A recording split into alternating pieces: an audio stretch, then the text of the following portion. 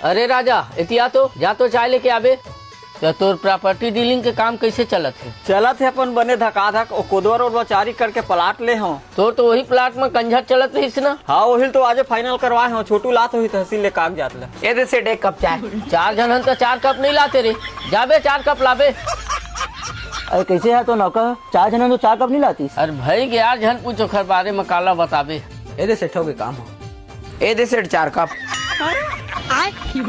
देखे मोर नौकर के काम ला। चाय ला के हो तो 1 कप चाय धर के आहे और 4 कप ला के हो तो खाली कप ला धर के आहे। तही 4 कप के हेजगा तो 4 ठन कप ला धर के आए हो। जाबे 4 चाय लेके आबे।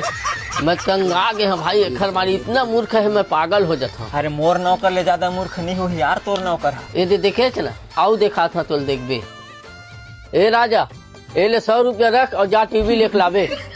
अब देखबे मोर नौकर कैसे है तेला तोल देखा था। इधर राज एते आ तो कैसे सेठ? जा तो ऑफिस में मैं हवा धुन नहीं तेल देख के आबे।